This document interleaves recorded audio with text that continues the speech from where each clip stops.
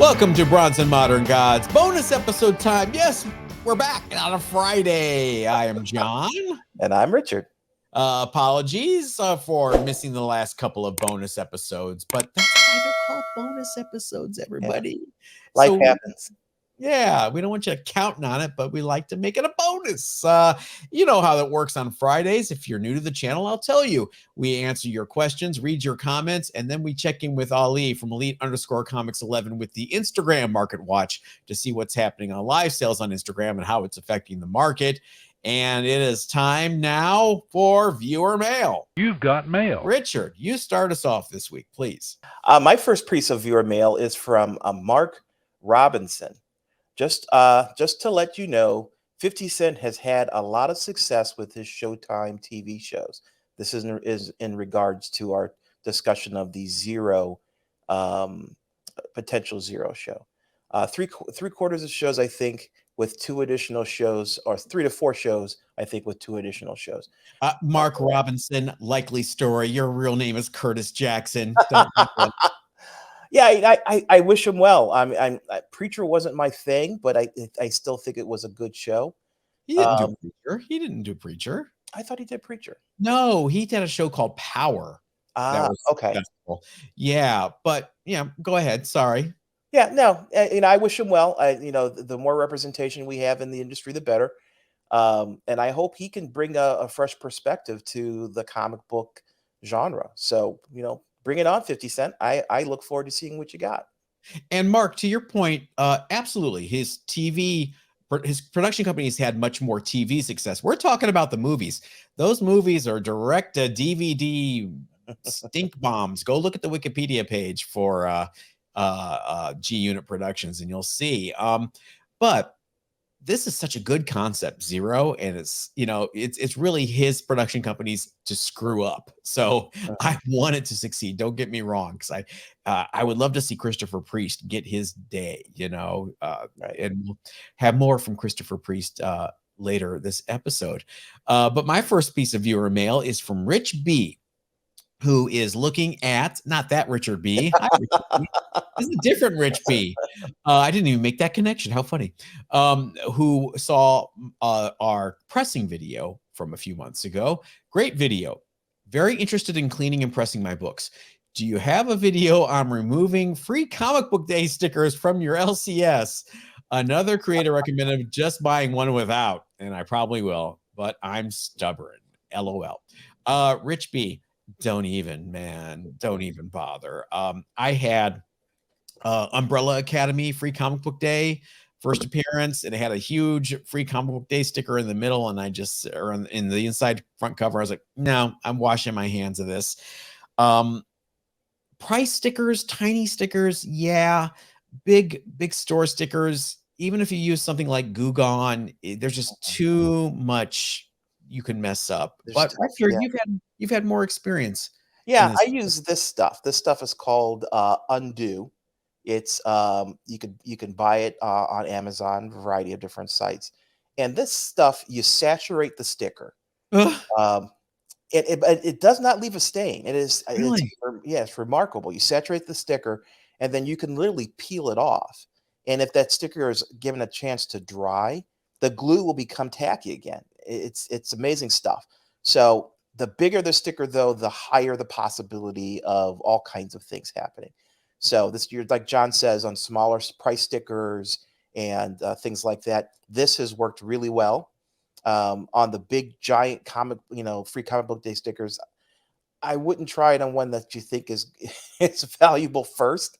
But it's it's an option. I don't know. I love supporting my LCS.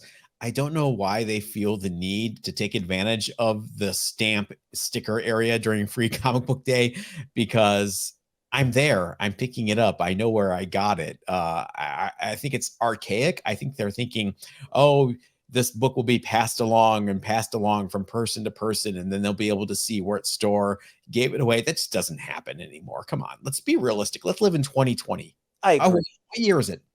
2022. Oh, thank you. I agree with you. I think it's a concept from bygone days when comic books did pass hand to hand. That's just not the case now, and nor is the case the only way these things move around is hand to hand. You've got people who sell books online. There's all kinds of options. So I just don't think the stamping this book as being from this physical location really is pertinent anymore. The logic fails me because, okay, the other thing is I'm going to take a stack of these books and leave them at a library somewhere and people will pick them up and come to the shop. That doesn't happen either. The whole point of Free Comic Book Day is to get them into your store. They're there. They know where they are. They don't need to be reminded when they get home.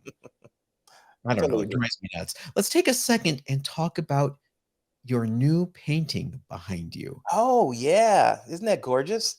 Yes. Tell everybody. Yeah, there you go. Back here, this beautiful, it's a 2 foot by 3 foot painting of Marvel Superheroes number 20, which I happen to have on the wall here along with it. Frog Boy, Mark, painted it for me. I waited a long time for it, and it was well worth it.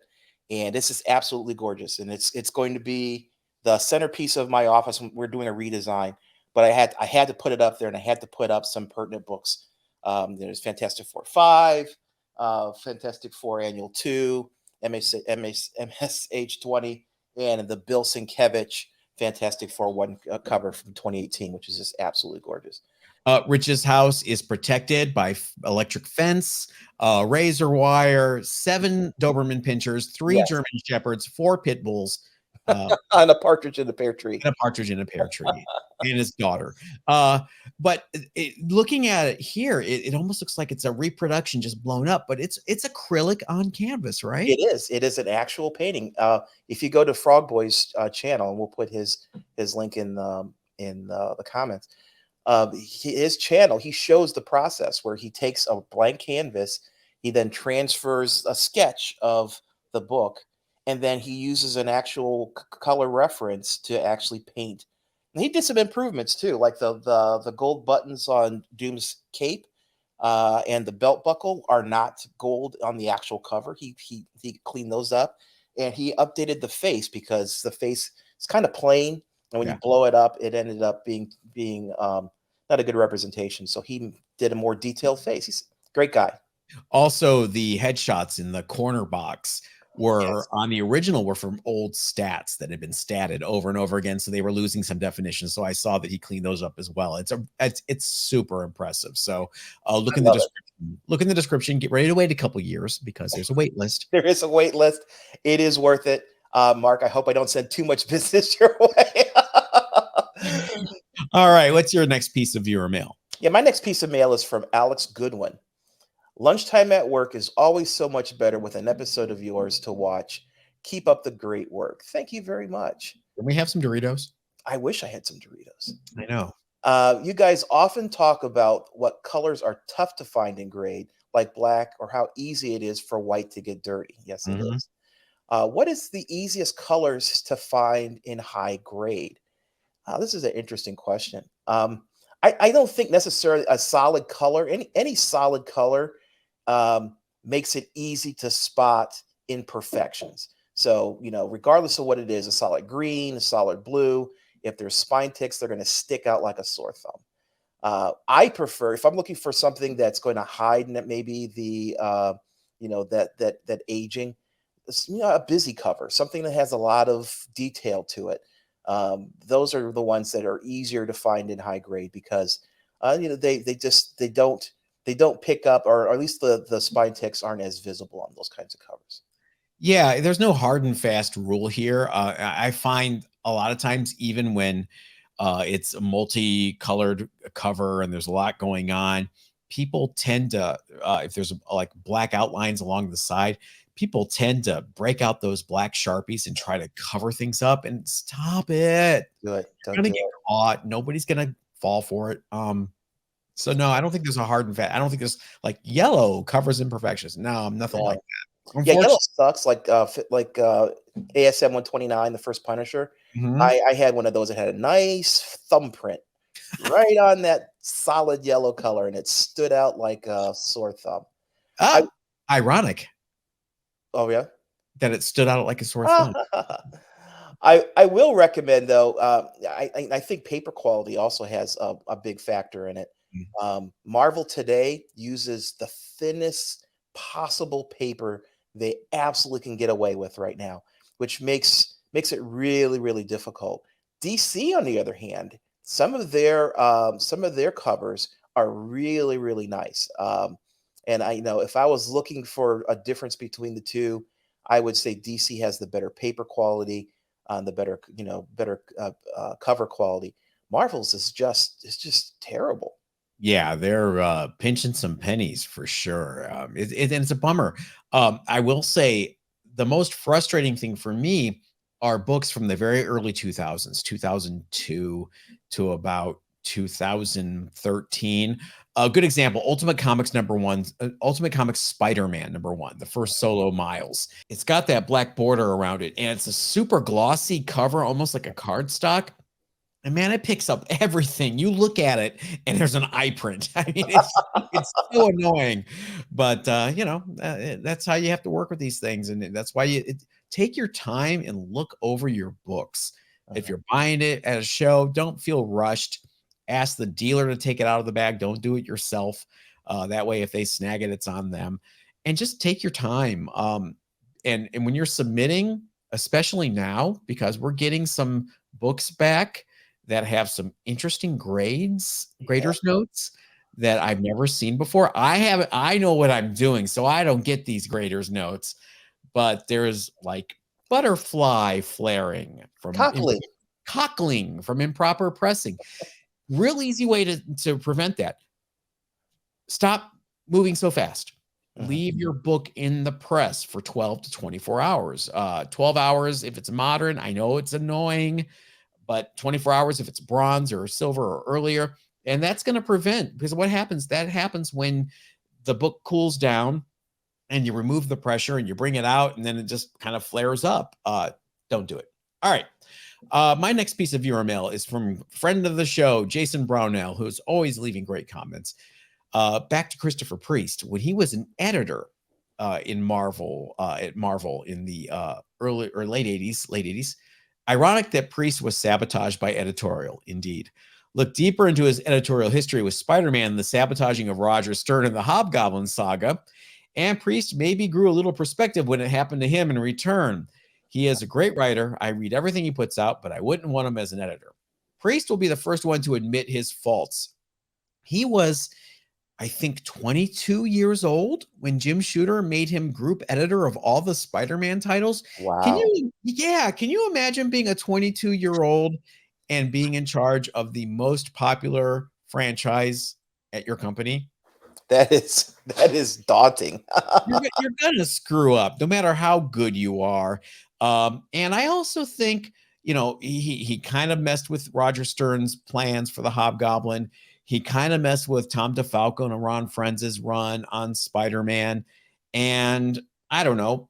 You read his side of the story. He fully admits fault. He doesn't say, I don't think he says he's ashamed of himself, but he's not proud of his behavior. He was 22. I mean, I would hate to have my legacy written by what I did when I was 22 years old. Oh, please no.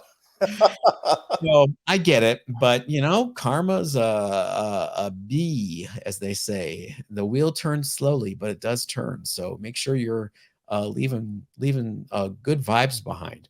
All right, Richard, what's your next piece of your mail? My next piece of mail is from Shahid Ali. Black Adam will be around for many years. Yeah, I totally agree. This isn't talking about our golden age books. One of my golden age picks was Marvel Family Comics #1, first Black Adam. I can see him in the Shazam movies. Yep. Even John Cena wants him in Peacemaker, which would be awesome. Marvel Family is a long-term investment. I totally agree. It's the problem with some of these characters when their first appearances in the golden age is it sets up this weird situation where those golden age characters, those golden age books are out of the reach of most people. Oh yeah. Um, you think like Captain America and things like that. Um, and so you end up gravitating to their first Silver Age appearance, which people just decide that that's that's acceptable. Fortunately, I managed to snag one of these, the Marvel Family Comics, #1, thanks to John and his eagle eye looking at an auction. And it's one of those things that, if it wasn't for that particular set of situations, I wouldn't have this book. I've got a You did it 3.5. before the explosion too. Yes. It was right, was it right early mid 2020? Yeah. Yeah, Yeah. yeah, right before everything went really kablooey. Right. So it was a perfect time. It was a raw book. Raw books always seem to, sell for, obviously, for a more reasonable amount, because people really don't know, especially with Golden Age books. There's a whole bunch of potential problems with raw books. So, yep, I got it. Had it graded. Came out of 3.5, and it's in my collection. So I I wanted it because I'm a huge Black Adam fan. I think The Rock is doing a great job in, so far, what I've seen from his portrayal as Black Adam. And Shahid is right. There are a billion different ways he could fit into the DC universe and become the a central piece in movies going forward. So I'm really looking forward to it.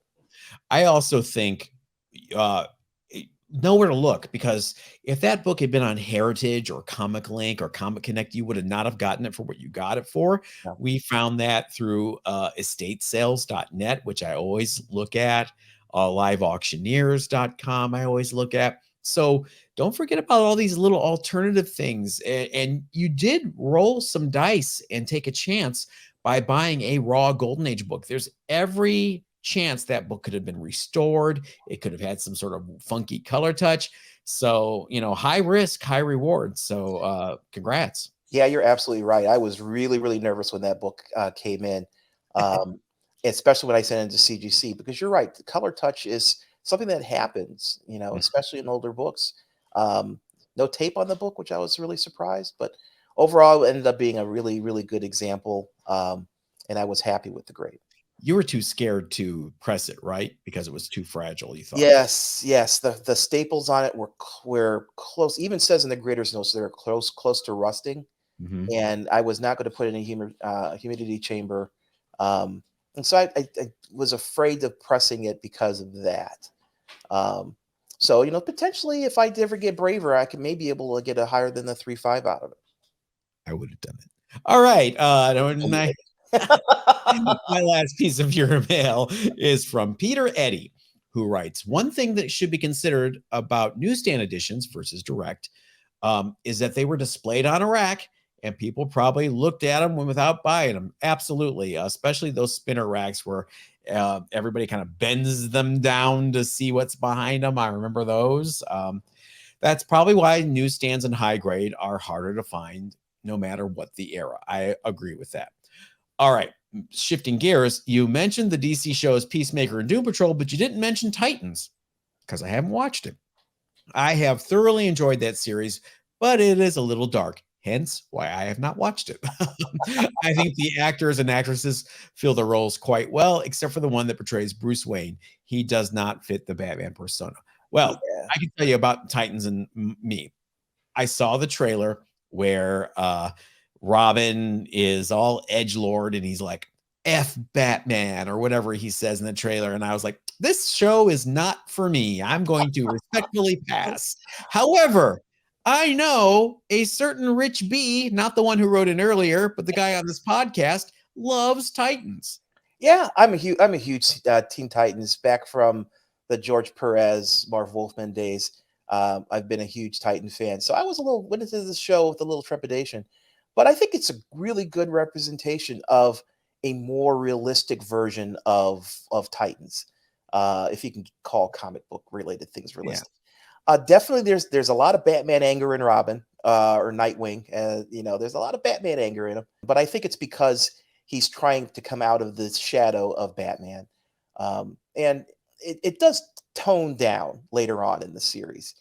But it's definitely worth watching. Right now, my favorite is Peacemaker. I absolutely love Peacemaker. I think it's hilarious. Um, and it's a different kind of show than Titans. I'm 100% on board with Peacemaker. That's, it's fun. Yeah. Titans is dark. It is dark. It kind of follows that direction that the DCU has been going in. I'm hoping Peacemaker is an example of them, bucking that trend of the dark. You have to turn the gain up on the TV to be able to see what's going on kind of concept. So even the Batman movie, from what I've seen, is Oh my God. Okay, let's talk about that for a second. I read today that the Batman movie is 2 hours and 56 minutes long. yeah. Look, my time here on this planet is limited. I don't have 3 hours I to don't either. watch rainy Gotham. I can't do it. I can't. I gotta Yeah, s I was calling it War and Peace in tights. oh, It's 3 hours is a long time for a movie. It's a it long could be time for it could be the best movie ever. I don't wanna sit there for 3 hours. I don't. Eh, I don't want a 3-hour orgasm. I have things to do. Well, if you figure if it went 3 hours to the theater, the first rough cut must have been 6 Oh hours. my God. What's going on over there? I I don't mean, know. I apologize to the DC fans because I sound like a broken record, but geez, oh Pete. I mean, what? What? Yeah. Okay. All right, enough of that. But going back to the newsstands, it Yes, does seem newsstands. to Sorry. definitely does. We have new tiers of books, and then the direct version of the book is the lowest tier. Strangely enough, the next tier up seems to be certain second prints just because of low volume, Yeah. which is amazing because like like we were talking, second prints used to be trash. You didn't consider them, and then above second prints, probably Canadian variants for some of those bronze copper books, and then finally newsstands. Newsstands have just really just become the upper tier because of the reasons we were talking about earlier about how they have to survive being on those stands. But these newsstands, newsstand variants, because CGC doesn't necessarily call them out as such, are commanding twice as much as a direct version, which is amazing. I think it really just depends on your OCD and what you like. I collect weird things. I don't have any particular love for making sure it's a newsstand edition. Yeah, Some people are way into foreign variants. You want to talk about finding those in good condition. First of all, find them. Then you can right. talk about trying to find them in higher than a 4.0 or a 5. So I think it's really, collect what you like. And if you like the thrill of the hunt, I think that's what it comes down to. If you've got a full run of I don't know, Ultimate Fallout and you want to get all 5 newsstand editions. Yeah, yeah. I had to do that. I do have OCD issues, and for that, I wanted to have everything, all of the different versions of Ultimate Fallout, and that included the newsstands. It's And bragging rights. You achieve something that's really tough to do. yeah, yep. That's it. Yep, and I could stamp that Ultimate Fallout 4 collection done. I don't Yeah. have to worry about things showing up like I used to be scanning all of the different variations of Ultimate Fallout, newsstand, things like that. Don't have to do that anymore. It's done. Watch me make Richard's head explode. Ready? Do you have all the 1 in 25 variants too? Yes, I do. Oh crap. Thought I was I'm gonna not kidding when I say I have all the variations of okay. Ultimate Fallout. And you've got all of the La Mole variants and all of the Th- Mexican This variants was the and one Mexican variant, which I'm kidding. I'm kidding. All right. It is I have time it, for though. what's that? I do have it though. Okay, good. It is time for us to shift gears and check in with Ali and Elite_Comics11 for the Instagram Market Watch. What books are selling this week? Let's check it out.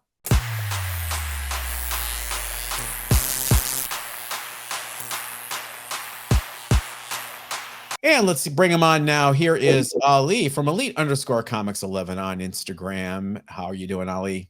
I'm doing great. How are you guys? We're Great. heading to the weekend, hopefully.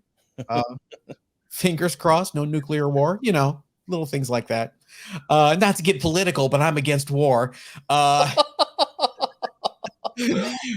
wow, what a stand! Oh, what a way to start. All right. You have lots going on next week. Why don't you give everybody a little, if they're a new listener or a new viewer, first of all, what is Elite_Comics11 and what is going on next week? Yeah, so we're elite_comics11 on Instagram. We are the platform's premier consignment page. So we're always helping people sell their books, selling books. We have live sales like year round. So next week is special. It's AtCon. AtCon is our virtual comic convention. This is actually going to be our 6th one, and they just keep getting bigger and better. And I mean, if you've ever seen one of these, I mean, they kind of speak for themselves. But here's the thing. So this is going to be March 9th through 13th. We added a 5th day. So 5 days of like jam-packed, like awesome live sales back to back to back, different dealers from across the country. We're going to have the legend Neil Adams during one of those days. People can go right now to elitecomics11.com and see the full show schedule. It's out. It's going to be, I mean, 5 days of awesomeness. There's daily giveaways, lots of stuff. I can't share everything. Just go to elitecomics11.com.